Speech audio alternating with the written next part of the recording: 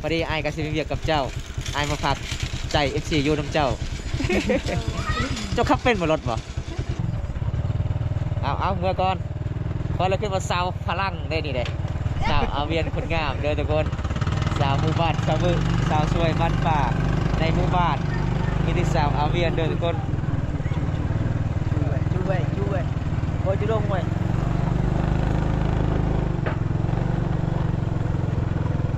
โอ้เกิดไม่ได้พ่อน้องทุกคนที่พ่อน้องกะหากระเติมน้ำมันรถได้รถใหม่ป่ะได้รถใหม่นี่ป่ะเอาทักทายอีกนะอีกทีนึงสบายดีอู้งามเนาะป่าเป็นยังไงไอ้มามือนี่หนาวแห้งบ่หนาวกับมีคนกอดเลยเนาะกอดพอดีเอามอนมากอดเอามุ้งมากอดสบายดียังจะหัวเนาะสบายดีชาวเวียนสบายดีมาได้ใช้เจ้านะว่าสิเข้ามา สิเข้าเมืองไปซื้อหยัง ท่านน้องไปซื้อเสื้อ ไปซื้อเสื้อบ่หนาว เจ้าได้มีหรือบ่เสีย มีแล้ว คนกอดได้ คอนี่เด้อคนอื่นเด้อ บ่มีครูแต่มีแต่เสื้อ เออผมมีคู่แต่มีติดใจแต่ไอมามื้อนี้ I love you เด้เอ๊คิดว่าแดดก็เลยอยู่ อ๋อแสดงว่าไอมามื้อนี้วาสนาถึงลีเนาะคือว่าบ่ได้พอเจ้าเด้โทรเจ้ากับบ่ได้โทรเกือบน้องสิออกไปน้องกำลังเติมน้ำมันเติมน้ำมันว่าเติมใจ เติมน้ำมัน เติมน้ำมันเด้ พอเขาจ้องเน้นคำโบเน้นประจำมันตกนะทุกคนมันตีเวลาเขาขับมากะได้บ่ได้แล้วว่าสาวเวียน ระวังยางกระติว ยังบ่แล้ว ปีนี้ได้เข้าลายปะนะชาวเวียนบ่มีสิเอาเข้ามาได้4บัดนี้ เขาบ่ไล่ เข้าบ่หลาย ได้ทราบก็ชอบบ่ ได้3กระสอบทุกคนนี่นะ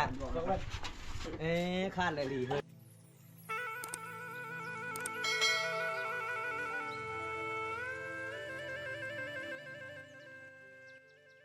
เอากราบสบายดีทุกคนสบายดีบรรยากาศยามตอนเช้าๆทุกคนเลยมื้อนี้บอมตากับมีข่าวดีๆพี่น้อง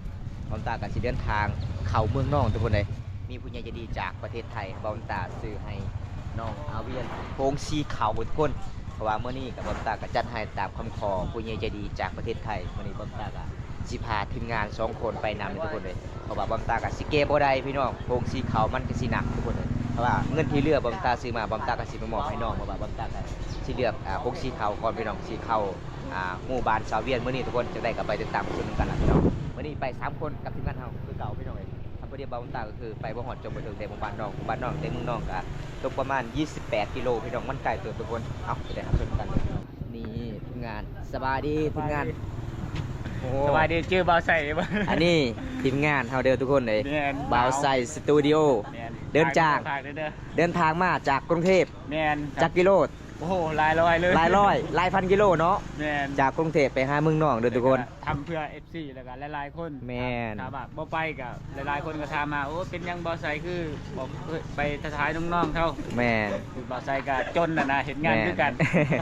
เอาทุกคนจังได้ก็ฝากเป็นกำลังใจให้เบาไซเด้อพี่น้อง FC บอมตันหลายคนถาถึกใจทุกโอกาสก็สามารถกดติดตามได้2บาวไซสตูดิโอเนาะ แม่น เอาทุกคนอันนี้เฮาก็สิซื้อฮงสีขาวบางคนบ่เข้าใจว่าฮงสีขาวคือหยังนี่ล่ะพี่น้องฮงสีขาวบ้านเฮาทุกคนเลยเฮาก็สิมาซื้อในพี่น้องเฮาชาวจีนพี่น้องทีมงานเฮาคือเก่าสบายดีเด้อ สบายดี นี่ทีมงานสายลุยมื้อนี้ ลุยคือเก่า ลุยคือเก่ามื้อนี้ถือของหนักเนาะ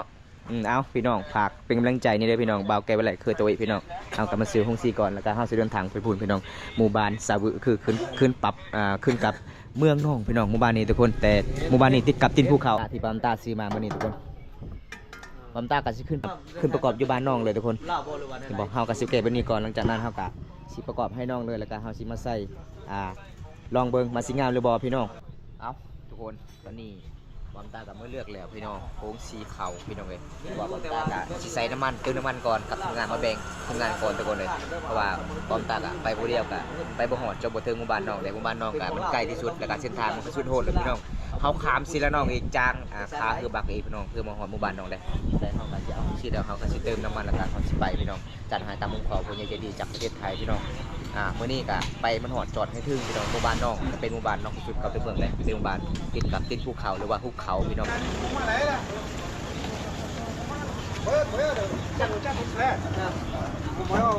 นี่เฮาก็สิเกียมไปล่ะพี่น้องเอ้ยทีมงานเฮาก็ใจเกินร้อยเด้กาสิแก้ได้หรือบ่พี่น้อง จะได้ข้ามส่วนนำกันทุกคนโอ้ยมันก็สิลำบากพี่น้องทีมงานเฮาใส่บุญก็คือมีแต่รถน้อยทีมงานคนอื่นมีแต่รถใหญ่เด้พี่น้อง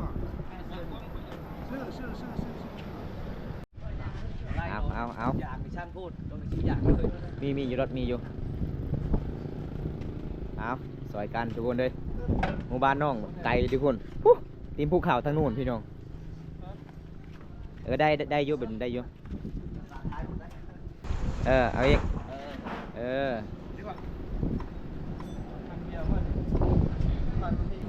เพราะว่าบำตากะสิมาแบ่งทีมงานเนมมาใส่น้ำมันน้ำหมอกเด้อทุกคนเลยเพราะว่าเฮาก็เดินทางมันหลายกิโลพี่น้องเพื่อชิจางเพื่อบักกับบ่แม่นง่ายทุกคนเลย เอาได้ดีเจ็บปากได้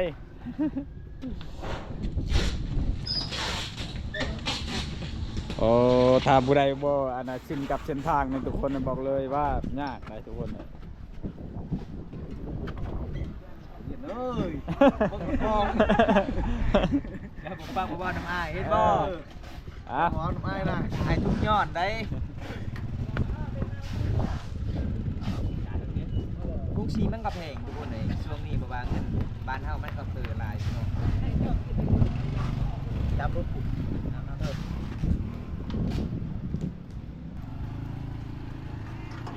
วันนี้บำตากะสิมามอบเงินเป็นคนเฮาก็สิเดินทางต่อเฮาก็สิพาหมู่บ้านน้องมันไกลที่สุดเข้าแต่เมืองเฮาก็สิเดินทางพี่น้องเอ้ย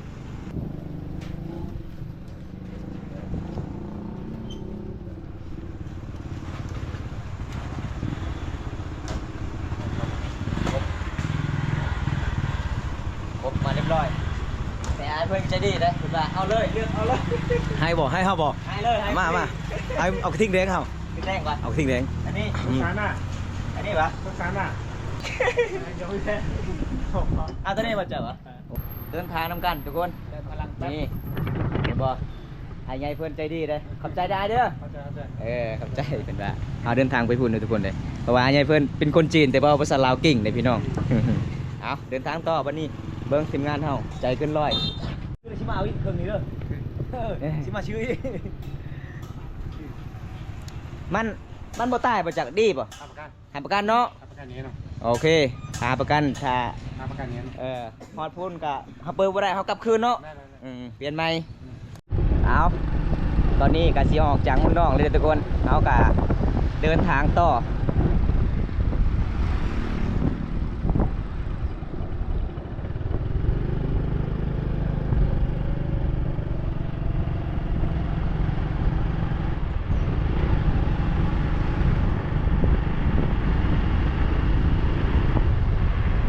เอาทีมงานเฮากะซื้อซีนไปนำทุกคนเลยเพราะว่าเฮากะมาเพิ่มพลังแก้นักได้ทุกคนเห็นบ่ไปบ่ได้ก็มีทีมงานละพี่น้องไปนำไปบ่เดียวบ่ได้ทุกคนเลยถ้าบ่มีทีมงานนี่โอ้ยไปบ่ได้แน่นอนทุกคนหมู่บ้านน้องกะมันยากอะไรได้เป็นขึ้นภูเป็นสันเป็นโน่นเพราะว่าคันเส้นทางใหญ่แบบนี้คือบ่ตากะไปผู้เดียวได้ทุกคนเพราะว่าเฮาต้องสอยยู่สอยหาบกันไปพี่น้องเอ้ยเอาเดินทางต่อจะไปก่อนเจ้าทื่นน่ะมาทุกคนไปทำการพี่น้อง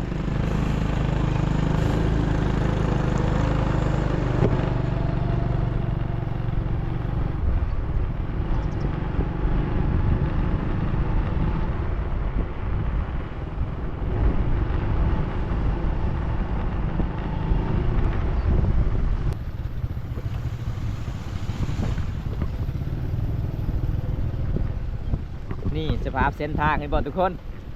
ก่อนสิเดินทางเห็นบ่กับแม่นเรื่องง่ายๆเด้อทุกคนในเส้นทางมุ่งหน้าไปหมู่บ้านเสาอาเวียนหมู่บ้านซาบึเป็นหมู่บ้านนอกสุดกับตัวเมืองหมู่บ้านที่บ่มีสัญญาณโทรศัพท์หมู่บ้านของเสาอาเวียนเป็นติดกับชายแดนช่องตัวเมืองทุกคนเมืองพีนกับเมืองตุมลานแขวงสารบัน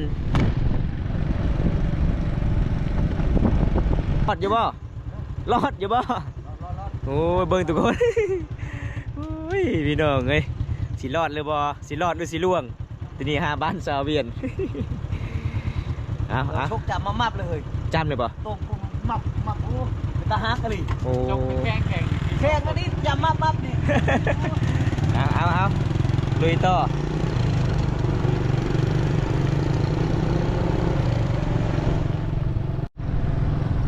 เบิ่งเส้นทางนี่พี่น้องสุดย สุดยอดทีมงานบาบูตาเด้อทุกคนสุดยอดหลายกระเจ้าเห็นบอมตาไปผู้เดียวกระเจ้าก็เลยไปทำบุญทำกันทุกคนเอากับบอทีมมาปะกัน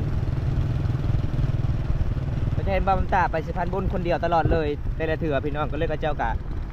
ไปทำบุญทำกันก็เลยบอมตากับชวนกระเจ้าไปนำไปเป็นทีมงานบอมตาเองเด้อทุกคนเบิ่งเส้นทางพี่น้องถ้าบ่เป็นทีมงานก็คือบอมตากับไปบ่ได้ทุกคนเลย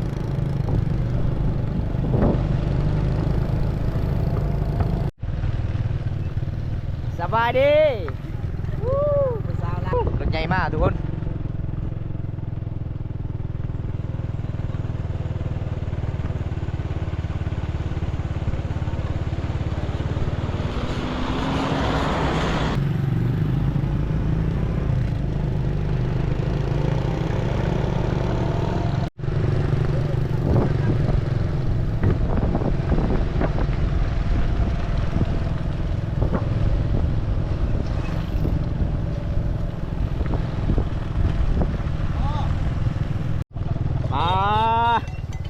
โคตรลายเลย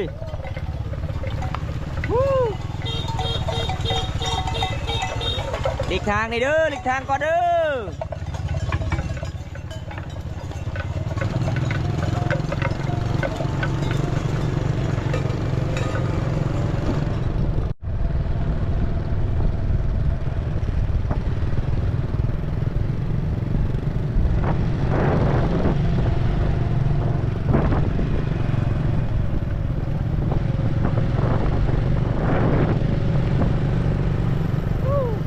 สุดยอด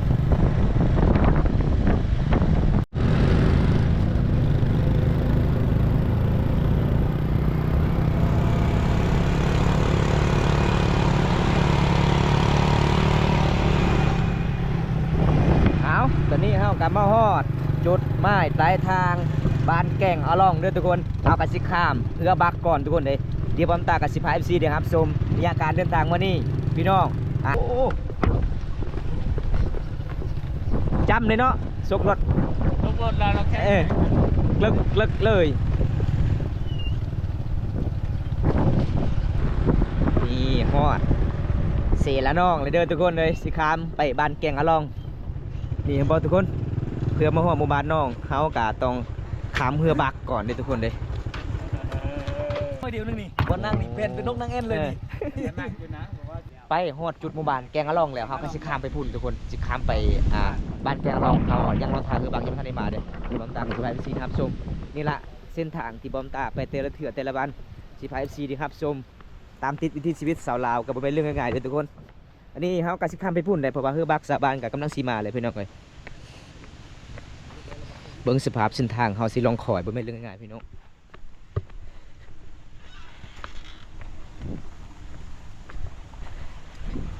พอทุกคนเพื่อหมอฮอดข้ามไปหมู่บ้านแกงอะลองบอกทุกคนเลยเพิ่นดีใจได้ขี่คือบักเห็นบอกทุกคน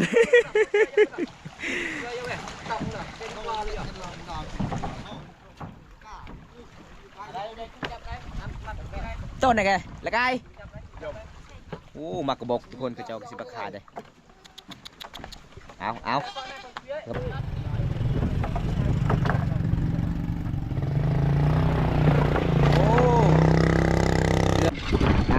สวยกัน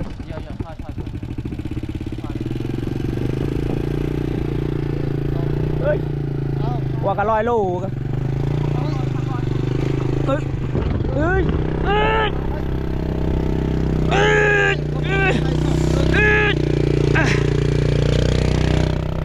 อังกบมันช่วยเหรอมันเรียบเหรอ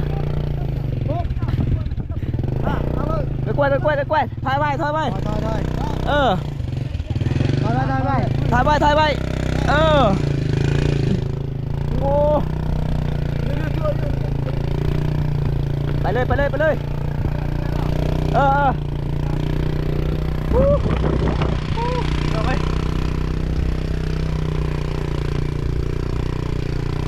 ไปบ่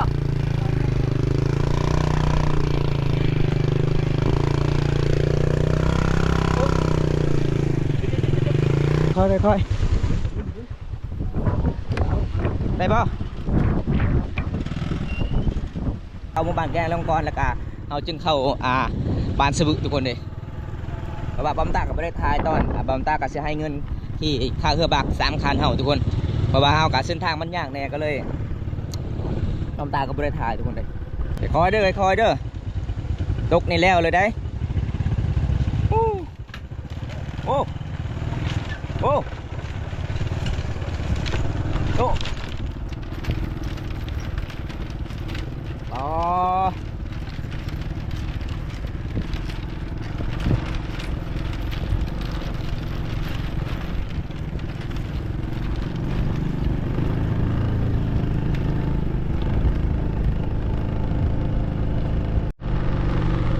โอ้ยังไกลเติบเลยทุกคนหมู่บ้านสาวเวียนนะพี่น้อง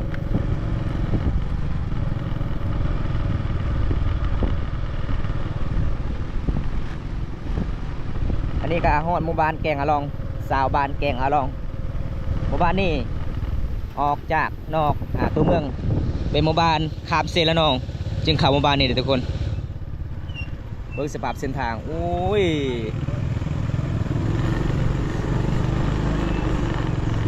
โยโยโย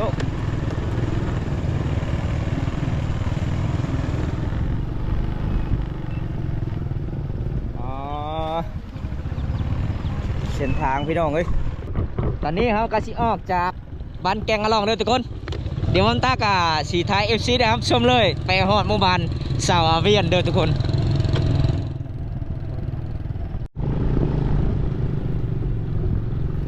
เอาทุกคนตอนนี้เขาก็สิล่องคอยเลยเด้อ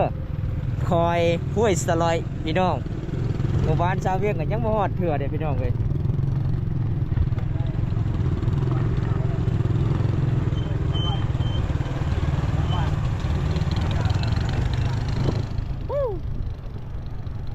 ทางก็เจ้าบ่ได้ผู้ย่างกับไปบ่ได้เลยทุกคน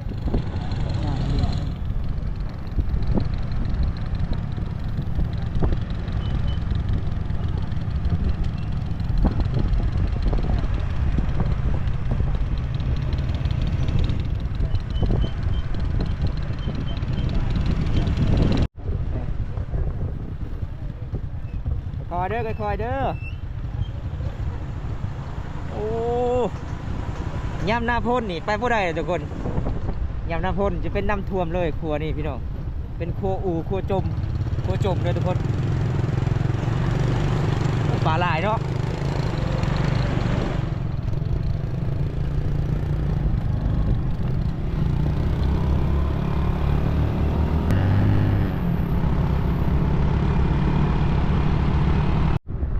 เอาทุกคนตอนนี้ฮอดจุดหมายปลายทางหมู่บ้านสาวึกเลยเด้อทุกคนหมู่บ้านของสาวอาเวียนมื้อนี้ก็สิได้พ่อหรือบ่น้องคันบ่ได้พ่อเฮาก็ต้องกลับทุกคนมาฝากไว้อยู่เฮือนน้องเพราะว่าเฮาก็ไป3 คนทุกคนเลยกับทีมงานเฮา4 คนไปนำอีกพี่น้องได้พออยู่กลางทางทุกคนอันนี้เป็นหมู่บ้านสาวเวียนนี่บ่บรรยากาศยามแรงไปไสนี่น่ะเมื่อเฮือนเจ้าก่อนไปโอ้สบายดีจะออกไปไซนี่เนาะ ว่าสิเข้าเมืองพาน้องไปซื้อเครื่อง ไปซื้อเครื่องไปกลับเพื่อนก่อนพอดีไอ้ายกับสิเวียกกับเจ้าไอ้ายมาพักใจ FC อยู่น้ำเจ้า เจ้าขับเป็นบนรถบ่อ๋อเอาเจ้านายก่อนเงินนำกัน เอาเลยนะ เอาทุกคนเลยมันอยู่นี่ให้เข้ากลับเราได้สามเดือนเลยทาด้นได้เอาเงินก่อนพอเราขึ้นมาสาวพลังได้นี่เลยสาวอาเวียนคนงามเด้อทุกคนสาวหมู่บ้านสาวมือสาวสวยบ้านป่าในหมู่บ้านมีที่สาวอาเวียนเด้อทุกคนช่วยโอ้ยจุดงไว้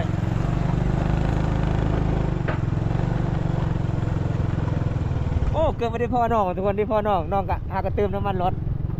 เกือบเฮาไม่ได้พ่อน้องเด้เฮากับแบบไม่ได้นัดกับน้องเด้อทุกคน